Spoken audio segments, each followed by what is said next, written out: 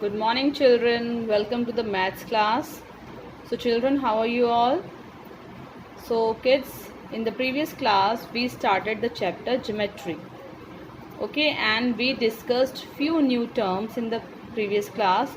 Those terms were point, line, and types of line. So, I hope you have understood that.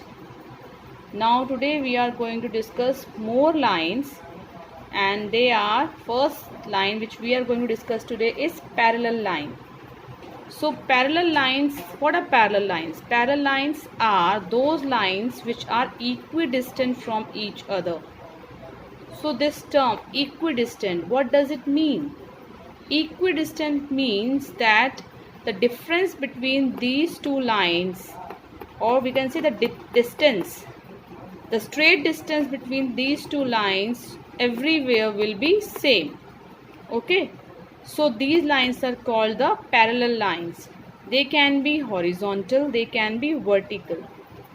You all have seen the railway track. Railway track is the perfect example of parallel line. They go on endlessly and they never meet. So railway track is a perfect example of parallel lines. Now you see this board on which I have written the sides of this board, this side and this side, the lower side, this side. This is the example of parallel line. The edges of your book is the example of parallel line. Okay, now can you think of more examples of parallel lines? Okay, now just see this scale. This scale, the edges of this scale is also the example of parallel line. You can see this scale. Okay, these opposite edges are the example of parallel lines. Fine. So you can see that the distance everywhere is same. Now next is line segment. Now line segment is a part of line. If we draw a line, this is a line. We discussed in the previous class that a line has two arrows, and these arrows show that it can be extended from both the sides. Okay, that means कि ये कहीं से ही बढ़ सकती है, आप इसको इधर भी stretch कर सकते हो, इधर भी stretch कर सकते हो. So this is a line. So if we cut a line from both the sides, suppose I cut it from this point A, I cut it from this point B, then the middle part which I get, AB, will be the line segment. Okay, I'll show you. If I cut it, then I will get this part, and this will be A, and this will be B. So this part will be called line segment. Now we cannot measure a line, okay, because line can be extended in both directions. We don't know how much long a line can go, but we can measure a line segment, because line segment has one starting point and one end point. Okay, so it ends somewhere, and so we can measure it by using a scale. By using a scale we can measure a line segment. Fine. So this is a line segment. A line segment has definite length. I hope this is clear. Now next is ray. Now what is a ray? Have you seen the rays of sun? Yes, they start from sun and then they spread all over the world. Okay, have you seen the light of your bulb in your house? So it starts from the bulb and then it reaches you. So we can say that ray is a part of line. Okay, it has a beginning point but it does not have an end point. So a ray is a part of line. It has a starting point and goes on indefinitely in one direction, and it cannot be measured. Why it cannot be measured, children? It cannot be measured because it is starting from a point but it is never ending. When you switch on your torch, the light suddenly rushes from the torch, okay, and you don't know till where it will go. That is also example of ray. Okay, so ray is a part of line. Fine. It has a starting point but it does not have any end point.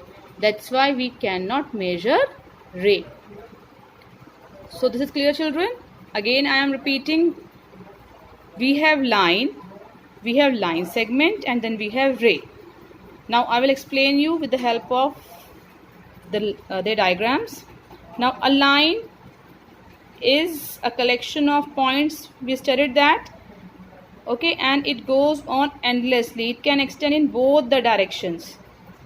And line segment is a part of line which starts from a point and ends at a point.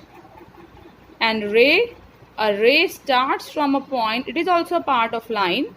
It starts from a point but it goes on endlessly. Fine. So what can we observe from these three diagrams? So we can say that line can not be measured, line segment can be measured, ray cannot be measured. Okay children, now let us name them. Naming them is also very, very important. Now when we have to name a line, now we cannot take any point, end point and starting point of line. So to name it, we ourselves put point on the two sides and then we name A, B. And how we write? We write like this, A, B. And we make a small symbol of line over it. Then we say line AB. Fine. Line segment, if we have to name, I am naming it P and Q. We have one end starting point and one end point. So I will name it PQ, and over it I will draw small symbol of line segment. This shows line segment PQ. And now comes ray. Again there is beginning point of ray. Let me take X. Name this point as X, and the other point I have to take myself because there is no end point to it. So I have taken here a point, say Y. Now it is starting from X, children, pay attention. It is starting from X. So when we have to name the ray, I will start with X only. X, Y, and then I'll make the symbol of ray like this. This symbol shows that it is starting from X and it is going towards Y. Okay, I cannot name it as YX because it is not starting with Y. If it would have been like this, YX, then I would have written it like this, YX. Okay, so we have to write that point first from where the ray is starting.